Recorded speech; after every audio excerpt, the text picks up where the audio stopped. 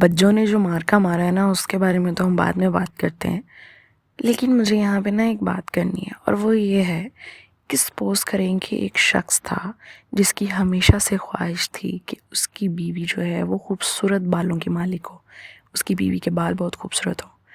تو جب اس کی عمر آئی شادی کو اور گھر میں بات چیت شروع ہوئی، تو اس نے اپنی ماں کو بتایا صاف لفظوں میں کہ مجھے اور کوئی ڈیمانڈ نہیں ہے، مجھے کچھ نہیں چاہیے اپنے لائف پارٹنر پہ، بس صحیح ہونا چاہیے، اچھا ہونا چاہیے، میرے کمپیٹیبل ہونا چاہیے، لیکن بس میری ایک ڈیمانڈ ہے کہ یار وہ نا اس کے بال بہت خوبصورت ہونے چاہیے۔ لیکن جب اس کی اماں نے اس کے لیے لڑکی تلاش کی اور جب اس کا بیاہ ہوا تو اس نے نوٹس کیا کہ جو ایک چیز اس نے مانگی تھی وہی اس کے لائف پارٹنر میں نہیں ہے۔ لیکن اس کا لائف پارٹنر اچھا تھا تو چلیں، اس کا اچھا گزارا ہو رہا تھا، دونوں کی اچھی کمپیٹیبلٹی تھی، لیکن اس کے دل میں ایک خلش رہ گئی کہ ساری زندگی جو میں سوچتا رہا وہی مجھے نہیں ملا۔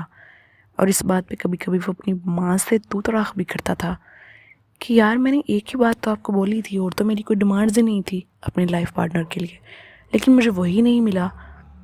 تو کبھی کبھی اس کا دل دکھتا تھا اس بات پہ۔ اب سیم یہاں پہ نا یہ فواد کی اماں کے ساتھ ہو رہا ہے۔ اس کی صرف ایک ہی ڈیمانڈ ہے کہ اس کے گھر میں جو بہوئیں آئیں اور جو اس کا دماد ہو وہ ہونا چاہیے اس کے سٹینڈرڈ کا، لیکن اس کی اولاد نا وہی کر رہی ہے جس چیز سے وہ منع کر رہی ہے۔ آپ خود سوچیں، ایک شخص ہوتا ہے، اس کی کتنی نسلیں جو ہیں وہ متاثر ہوتی ہیں غلط فیصلے کی وجہ سے۔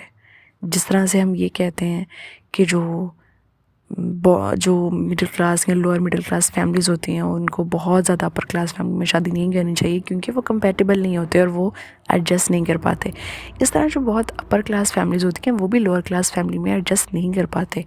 آپ خود ڈفرینس دیکھ سکتے ہیں کہ فواد کے گھر کا ماحول کیسا ہے اور بچوں کے گھر کا ماحول کیسا ہے۔ یہاں پہ ایک دوسرے کو جوتے ڈنڈے پتہ نہیں کیا کچھ مار رہے ہوتے ہیں، لیکن وہ لوگ ایک دوسرے کو آپ کہہ کے بلا رہے ہوتے ہیں۔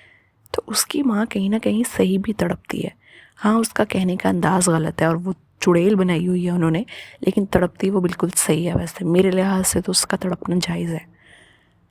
اور جہاں تک بات ہے بچوں کے سٹینڈ کی، بڑے بہن بھائی نا اسی لیے بڑے بہن بھائی ہوتے ہیں کیونکہ وقت آنے پہ نا ان کو اپنے چھوٹوں کے لیے سٹینڈ لینا پڑتا ہے۔ اب ویسے دیکھنے میں تو وہ بشریٰ کے فیصلے کے بڑے خلاف تھی اور اسے بہت برا لگ رہا تھا کہ اس سے پہلے بشریٰ کی بات ہے اور یہ، لیکن جب وقت آیا تو اس نے بڑی بہن والا رول ادا کیا اور وہ مجھے بہت اچھا لگا کہ جس طرح سے اس نے اپنی چھوٹی بہن کے لیے سٹینڈ لیا، اور اسی وقت اس نے کہا کہ ہم تو یہی انگوٹھی لائے ہیں، ہم تو یہی پہنائیں گے اپنے داماد کو، آپ کو اعتراض ہے تو بتا دیں۔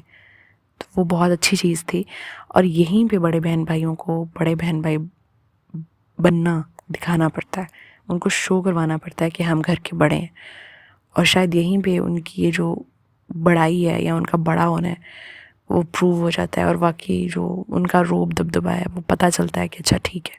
تو مجھے بہت اچھا لگا کہ بچوں نے بہت اچھے سے اپنی بہن کے لیے سٹینڈ لیا۔ So these were my thoughts on this episode. آپ لوگ کیا کہتے ہیں؟ ٹیل می ان دا کمنٹ سیکشن۔ شکریہ۔